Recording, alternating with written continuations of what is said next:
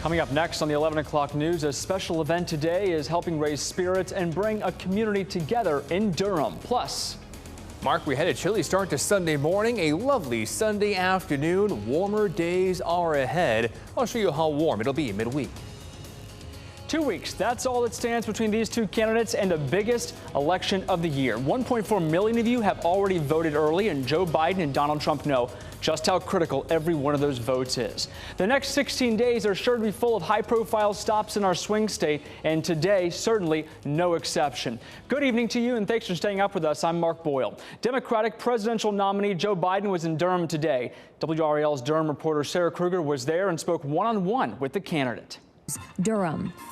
And both campaigns will focus their attention on North Carolina again this week. The former governor of Georgia will campaign for the president in Fayetteville tomorrow. Then Ivanka Trump visits Raleigh on Tuesday. Also on Tuesday, Kamala Harris's husband will be in Wilmington and Greenville for campaign events there.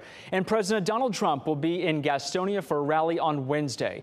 Joe Fisher will bring us coverage of that event live here on WRAL. And we'll hear from both candidates in the final debate on Thursday night on WRAL. The weather this weekend was perfect for any outdoor activity. Meteorologist Zach Malak here with us now. Zach, what is tomorrow morning looking like? It was cool this morning. It was rather coming up. We will check back in with you, Zach. Thank you very much. And Fayetteville tonight, police say a man is dead after a domestic disturbance that ended in a shooting. It happened at a home on Colby Court. There's a map of where all this happened. It happened again in Fayetteville, and police say at least 2 people were involved in an argument, and the man was shot. He died at the hospital. Investigators have not identified the victim or the other person involved. If you have any information, you are asked to call the Fayetteville Police Department. New information tonight on a deadly fire in Fayetteville. The blaze broke out at a home on Decatur Drive Friday night. Investigators now tell us the fire started in the kitchen. The woman inside the home at the time died, and officials say a second victim is recovering from serious injuries at the hospital. New tonight, Durham police are looking for a person who shot a man this evening. It happened on Briar Rose Lane around 5 o'clock.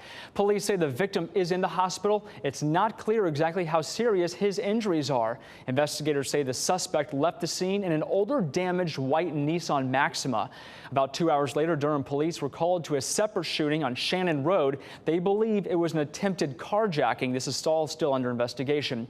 The male victim was shot before 3 suspects ran from the scene. The victim is expected to survive. Tonight, the families living at McDougald Terrace in Durham were able to take the weight off their shoulders a bit today after a really stressful year, dealing with the pandemic, crime problems in the area, and health scares in their homes. WRAL's Aaron Thomas reports on the special event today. Durham. Taking a look at the latest on the coronavirus cases now for you this evening. The new high we hit today paints a concerning picture for our state. This curve highlights a big climb in the average number of cases the state is reporting each day. Today, that number hit 2,080, the highest it's been through the entire pandemic. It's up 224 since Monday. Today's 2,303 new cases will likely continue that increase. Reported deaths dipped about 5, keeping in mind it's typical for that number to dip over the weekend. 1,129 people are hospitalized tonight. We do expect to get an update on recoveries from the state tomorrow. All right, so have you ever been wondering or thinking about this, when it'll be safe to date again or how to do it during a pandemic? Well, you're not alone here. There's a lot of hesitance around going out. And I think a lot of men are kind of confused as to what to do also. When restaurants and movie theaters closed, traditional courtship went out the window.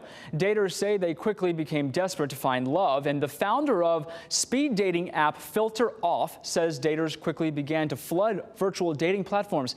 Their clientele for the free app grew 40-fold since the start of the pandemic.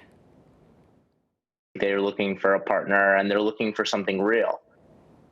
The CDC actually has recommendations and risk of going out in person. To see the list of locations and guidelines, head over to our website, WRAL.com. Tomorrow morning at 6, a family cancer crisis spurs action. It was when I first heard the news about my grandma getting cancer. It was sad. In our morning original, see the impact this young fundraiser is making to help his grandmother and others to fight breast cancer.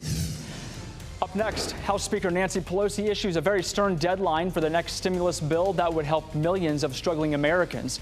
When we could get an answer on a possible second check. Plus, a local church is supporting early voting. Coming up, the Souls to the Polls event. RAL News. Welcome back here this evening. Tonight, there are concerns Pope Francis may have been exposed to the coronavirus. Someone who lives in the same building as the Pope tested positive. This is video of the Pope at an earlier event during the pandemic. The infected patient is currently asymptomatic and is now in isolation away from the building. Officials are closely monitoring the health of all of the residents, including Pope Francis. American Airlines says it will have you back on a Boeing 737 MAX possibly by the end of 2020. The airline says it expects the FAA to certify the plane by late November. If so, American plans to fly daily 737 MAX flights between certain cities by late December. The MAX has been grounded, you might recall, since March 2019 after 2 crashes killed 346 people. American says it will tell customers they'll be flying on that model before boarding. It is a critical week that the stimulus bill could have some movement forward. The Republican-led Senate has scheduled 2 votes this week on a plan that would bring financial relief to millions of people during the pandemic. But today, House Speaker Nancy Pelosi issued a demand that may impact the chance of the bill passing before the November election. Meredith Wood has a closer look at the negotiations now.